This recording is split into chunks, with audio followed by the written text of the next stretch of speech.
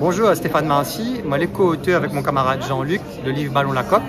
Ballon la coque, c'est l'histoire d'enfance de Jean-Luc. Il était passionné par football, mais pas football dans le club, pas football licencié, football dans le chemin où toute la jouée là, football officieux, mais t'es construit la vie toute marmaille, c'est ça qu'il raconte. Quel codage, quelle règle n'avait que toute marmaille la terre a inventé, que nous retrouve la Réunion partout. Dans une manière de jouer ça, dans une manière de choisir l'équipe. Il explique ça et en même temps, il raconte son vie, comment il a grandi dans les années 70, son rapport avec la religion, son rapport avec camarades, avec son grand-mère, son maman, son papa qui n'était pas là. C'est tout ça, le Ballon la coque. Et nous, on espère que ça va trouver d'autres gaillards dedans. Vous pouvez écrire, comme vous n'êtes pas un écrivain qu'on n'a jamais écrit, ben écrit si on a fait vous connaît. Je m'a réfléchi un peu, mais je m'ai écrit une affaire sur la musique, mais le vaste ça comme sujet.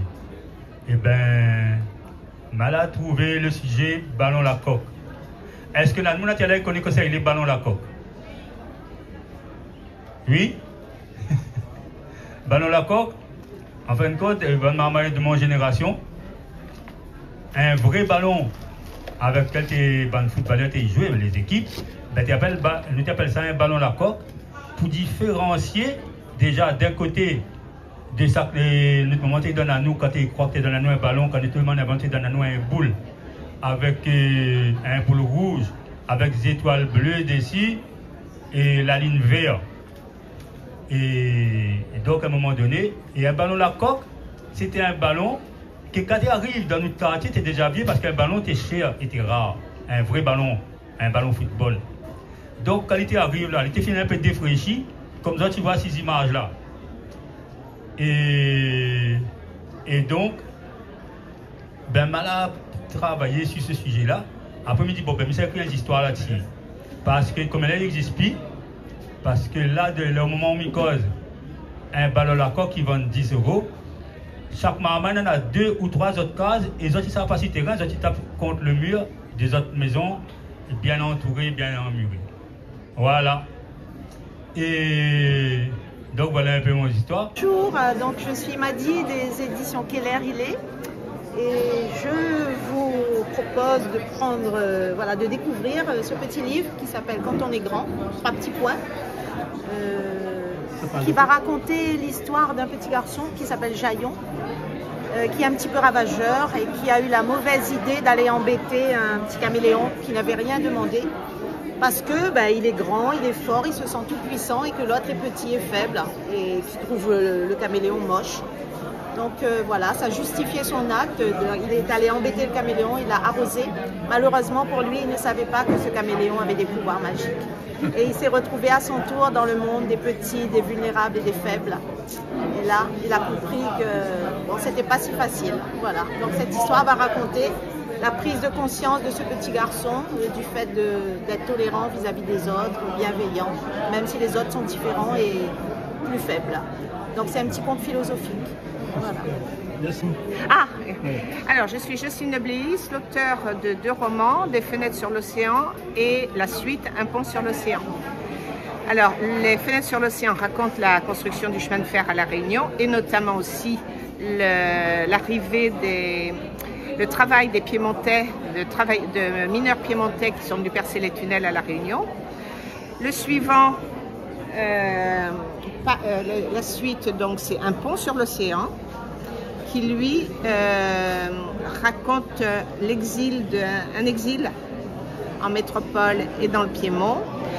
Et notamment, je raconte aussi le cyclone de 1904, cyclone qui a été absolument ravageur. Et je viens de terminer donc le 3e volet de ce qui sera une trilogie qui lui va se terminer en 1912. Et cette année 1912 est importante à La Réunion parce que c'est l'année où se créent les syndicats ouvriers, dont le syndicat des cheminots. Donc on revient au chemin de fer. En fait. D'accord. Toi alors. Présentez-vous cette fois, parlez du livre. Qui vous êtes?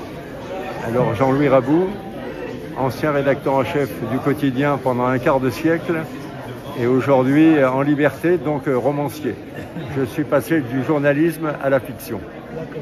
Et là c'est un livre, disons, sur le métissage. Alors c'est pas le métissage au niveau de la couleur, c'est pas le métissage religieux, c'est le métissage social et géographique. Ça met en scène deux personnages que tout oppose au départ.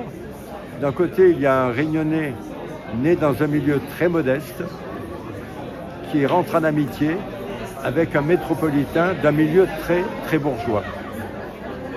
Et au fil du temps, finalement, l'amitié est tellement forte, ou du moins en apparence, que chacun aimerait être dans la peau de l'autre. Le fils de bourgeois, il a envie de tout envoyer promener. L'autre a envie de rentrer dans cette bourgeoisie. Et ça me permet à moi, auteur, de parler de la Réunion, puisque le métropolitain qui veut tout envoyer promener, il rêve finalement d'aller découvrir cette île qui apparemment est si belle, intéressante, qui a aussi des problèmes, bien évidemment, des problèmes qui sont évoqués dans le livre. Voilà, donc le thème, c'est l'amitié. C'est l'édition? Les éditions Le Chat Bleu. Je suis Gaëlle Berthilde, éditrice à La Réunion depuis 12 ans, aux éditions du 20 décembre. Et l'accessibilité était toujours un cheval de bataille pour moi. Et j'ai la grâce de pouvoir organiser un événement le samedi 15 novembre au Grand Kiosque de la Plaine des Cafres, qui s'intitule le Salon du livre et des arts chrétiens et évangéliques de l'océan Indien. Et nous voudrions, ma co-organisatrice et moi, rendre l'événement accessible au plus grand nombre et notamment aux malvoyants et déficients visuels. Donc, je voudrais savoir qu'est-ce que l'association, comment elle pourrait nous aider à rendre l'événement accessible. Quelles sont les normes à mettre en place, que ce soit entre les exposants ou Alexandre m'a parlé des bandes de guidage. Tout ça, toutes ces choses simples en fait à mettre en place, mais que nous ne connaissons pas. Donc si vous voulez bien nous aider, je vous remercie d'avance.